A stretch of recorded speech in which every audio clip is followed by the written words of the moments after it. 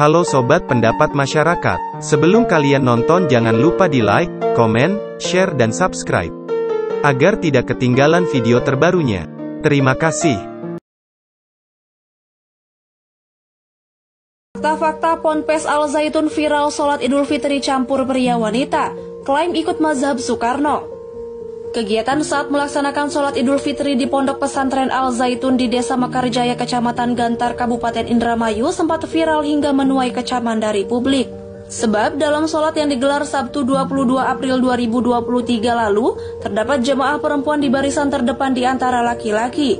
Selain itu, saf sholat pun dibuat berjarak. Bahkan ada pria non-muslim yang duduk di barisan terdepan hingga seorang anak laki-laki di barisan kedua yang berada di belakang imam. Dan terakhir azan yang dikumandangkan dianggap nyeleneh. Padahal dalam literatur fikih, umumnya penataan saf sholat berjamaah adalah berurutan mulai dari laki-laki dewasa, anak-anak, dan terakhir perempuan. Berikut fakta-fakta mengenai kontroversi Ponpes Al Zaitun. 1. Diresmikan B.J. Habibie. Pesantren ini diresmikan pada 27 Agustus 1999. Peresmian saat itu dilakukan oleh Presiden B.J. Habibie. Al Zaitun menerapkan sistem pendidikan satu pipa, yakni sebuah sistem pendidikan formal yang tidak terputus dari tingkat dasar hingga tinggi. 2. Pernah terseret kasus pemalsuan dokumen. Al Zaitun sempat terseret kasus pemalsuan dokumen. Itu dilakukan oleh pendiri Ponpes Panji Gumilang yang ditangani langsung oleh Bareskrim Mabes Polri. Kasus ini pun bergulir hingga ke meja hijau. Di pengadilan, Panji divonis 10 bulan penjara oleh Majelis Hakim Pengadilan Negeri Indramayu pada Mei 2012. 3. Profil Al Zaitun. Meski menuai kontroversi, ternyata Ponpes Al Zaitun berdiri secara resmi hingga tercatat sebagai ponpes terbesar di Asia Tenggara. Al Zaitun dibangun di atas lahan seluas 1.200 hektar, di mana 200 hektar diantaranya adalah untuk sarana kompleks pendidikan seperti gedung pembelajaran, gedung asrama siswa putra maupun putri, masjid hingga sarana olahraga. Pondok Pesantren Al Zaitun merupakan lembaga pendidikan Islam yang didirikan oleh Yayasan Pesantren Indonesia. Pembangunan ponpes ini dimulai pada 13 Agustus 1996 silam. Hingga akhirnya Ponpes Al Zaitun resmi dibuka pada 27 Agustus 1999. Awal pembelajaran di ponpes tersebut juga dimulai pada 1 Juli di tahun yang sama. Ponpes yang terletak di Indramayu itu dipimpin oleh Profesor Abdus Salam Rasyidi Panji Gumilang. Diketahui Profesor Abdus Salam Rasyidi tersebut merupakan alumni Pondok Pesantren Gontor. Tercatat pada 2011 lalu, Ponpes Al Zaitun memiliki 7.000 santri yang berasal dari berbagai wilayah di Indonesia, serta dari negara asing seperti Singapura, Malaysia, Afrika Selatan, serta Timor Leste. 4. Klaim mazhab Soekarno. Dilansir dari tayangan YouTube resmi Al Zaitun, Syekh Panji Gumilang menjelaskan klaim mazhab yang menjadi rujukannya adalah mazhab Soekarno. Hal itu ia ungkapkan saat rombongan Kementerian Agama Indramayu bersilaturahmi terkait kontroversi sholat Id viral di media sosial. Panji mengaku pernah bertemu langsung dengan Presiden Soekarno saat dirinya duduk di bangku sekolah dasar. Kemudian dari sana ia mulai mendalami pemikiran-pemikiran Presiden Soekarno sejak 1963 hingga kini. Lantaran mengklaim mengikuti mazhab Soekarno, Syekh Panji menggunakan songkok atau kopiah yang lebih tinggi dari umumnya. Tak hanya itu, ia juga mengaku mengikuti kebiasaan Soekarno yang kerap mengenakan jas saat berkegiatan termasuk saat ibadah sholat. Lebih lanjut, ia mengaku membaca tulisan Presiden Republik Indonesia pertama itu berjudul Di Bawah Naungan Revolusi yang menjadi pedomannya. 5. Alasan saf berjarak. Setelah viral, pihak Ponpes Al Zaitun angkat bicara menjelaskan alasan sholat Id berjarak. Kepala Subbagian Tata Usaha Kantor Kemendag Indramayu, Aan Fatul Anwar mengatakan saat meminta penjelasan pada pihak Ponpes, alasan saf jemaah dibuat berjarak, mereka mengambil dasar hukum Al-Quran Surat Al-Mujadalah ayat 11. Menurut Aan, Ponpes Al Zaitun juga menyampaikan bahwa dalam Islam tidak melarang pelaksanaan sholat berjarak. Mereka beranggapan justru dianjurkan memberikan ruang agar tidak terlalu berdesak-desakan. 6. Alasan jemaah perempuan bercampur dengan jemaah laki-laki serta adanya pria Nasrani. Sedangkan terkait bercampurnya jemaah laki-laki dan perempuan disampaikan Aan, pihak Ma'had Al Zaitun menjelaskan bahwa hal itu sebagai bentuk pemuliaan terhadap perempuan. Karena dinilai menjadi kontroversi, pihak Ma'had justru balik bertanya perihal apa salahnya memuliakan perempuan. Berdasarkan informasi yang beredar, perempuan yang nampak pada rekaman video sholat Idul Fitri yang viral itu diduga adalah istri dari Syekh Panji Gumilang. Selain itu, Kemendag juga menanyakan soal adanya laki-laki Nasrani yang ikut dalam barisan jemaah sholat Idul Fitri. Pihak Ponpes Al Zaitun beranggapan perihal hal tersebut adalah bentuk penghormatan kemanusiaan. Setelah viral dan mendapatkan banyak reaksi dari masyarakat, dikabarkan satu persatu santrinya mulai berpamitan meninggalkan Ponpes Al Zaitun Indramayu. Pendiri pesantren, Panji Gumilang pun ketar-ketir dan mulai gelagapan. Kekhawatirannya itu terlihat dari penyampaian tausiahnya kepada santri dan santriawati. Hei anak-anakku, jangan terpengaruh.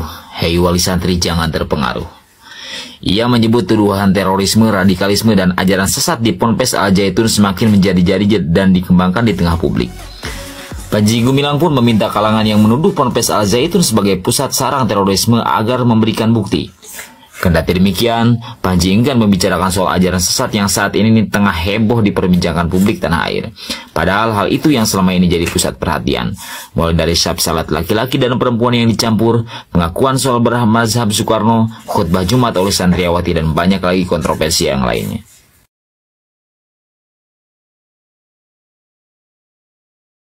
Yang saya sendiri sekarang merasa trauma, di sana tidak mengenal dosa. Karena saya harus melayani, bahkan sampai pernah ada kejadian bapak saya meninggal. Saat itu pun saya disuruh dipaksa untuk melayani pimpinan sebelum mengurusi bapak saya meninggal.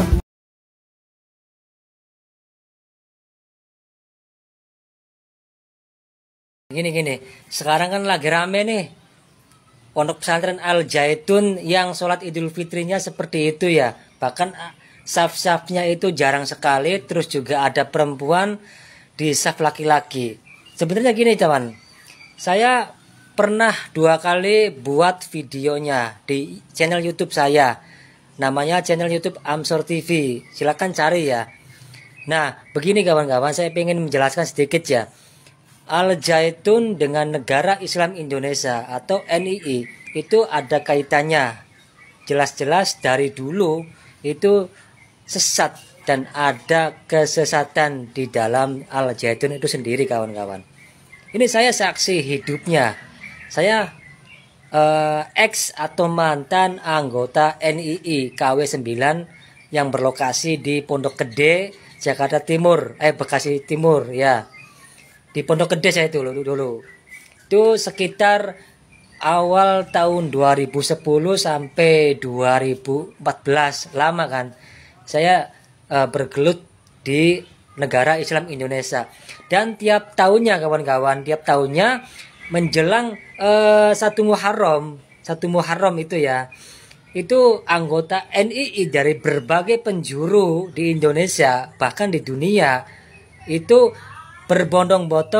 berbondong-bondong datang ke Al Zaitun. Ibarat pusatnya atau Mekahnya ya. Jadi wajib hukumnya ketika malam 1 Muharram itu anggota NII seluruhnya dari berbagai penjuru itu datang ke Al Zaitun Indramayu. Dan saya saksi hidupnya. Dan ini penting ya kawan-kawan, lebih penting lagi. NII itu pada era pemerintahan SBY kalau nggak salah itu sudah dibubarkan. Itu bohong. Meskipun NII, Negara Islam Indonesia, sudah dibubarkan, akan tetapi mereka itu berganti nama. Sekarang masih ada. Saya terakhir melihat kawan-kawan itu di tahun 2000, saat corona saya masih di Bekasi, 2021. Itu berganti nama menjadi MIM, Masyarakat Indonesia Membangun, dan ideologisnya sama dengan NII. Jadi walaupun NII sudah dibubarkan di era SBY, mereka berganti nama menjadi MIM.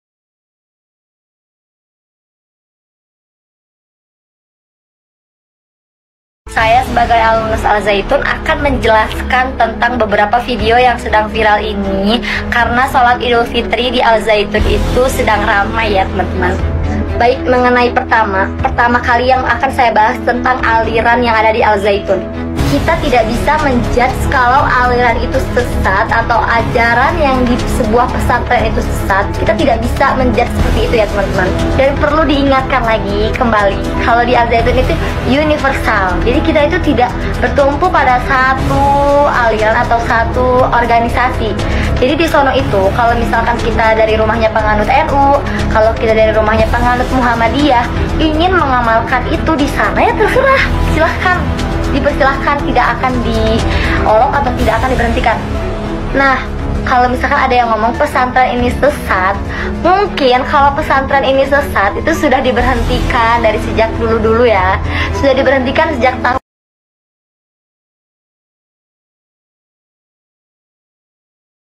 Gonjang-ganjing ya sholat Idul Fitri di Pondok Pesantren Al Zaitun sudah terjawab sekarang ya. Mazhab apa yang dipakai, ternyata katanya pakai mazhab Soekarno ya. Mazhab Soekarno yang dipakai Al Zaitun itu aliran memakai bahwa perempuan itu tidak boleh dibelenggu, jadi harus dipersilahkan ke depan. Mazhab Soekarno ya. Mazhab Soekarno kitabnya apa? Tapi memang ya Pondok Pesantren Al Zaitun itu sudah pro kontra dari zaman dahulu. Dari tahun 2011 aja itu udah pro kontra tentang niat zakat fitrah. Itu berbeda dengan muslim kebanyakan. Hanafi, Hambali, Syafi'i, Maliki itu udah beda. Cek aja lah di itu, karena saya juga bukan alim ulama ya. Cuman dari dulu tuh udah berbeda, udah jadi pro kontra. Tapi anehnya Al Zaitun ini sakti loh. Nggak ada yang berani, MUI aja biarin nggak pernah mengusik. Kenapa ya bisa sakti? Kenapa ya bisa sakti ya?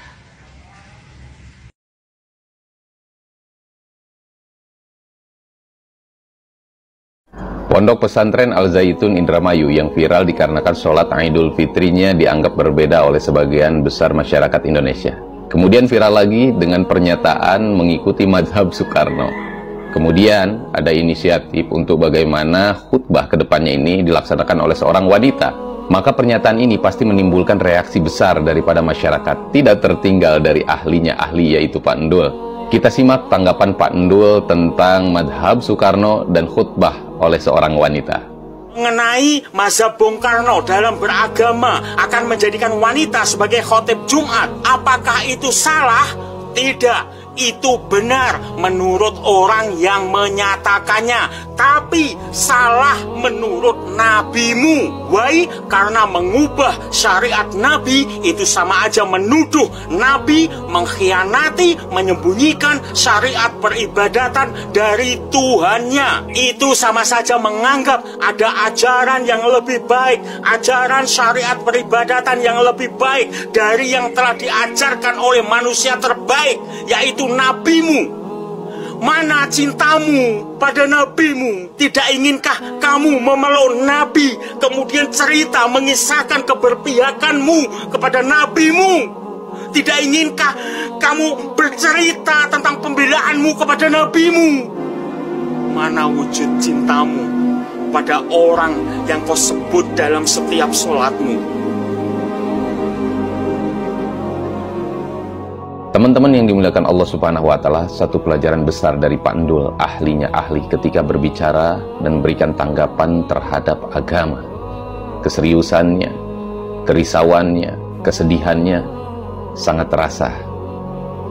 Dan bagaimana kerinduannya beliau terhadap Rasulullah Sallallahu Alaihi Wasallam dan ketakutannya kepada Allah Subhanahu wa Ta'ala tentang perkara akhirat. Sekali lagi, Pak Endul, kamu keren.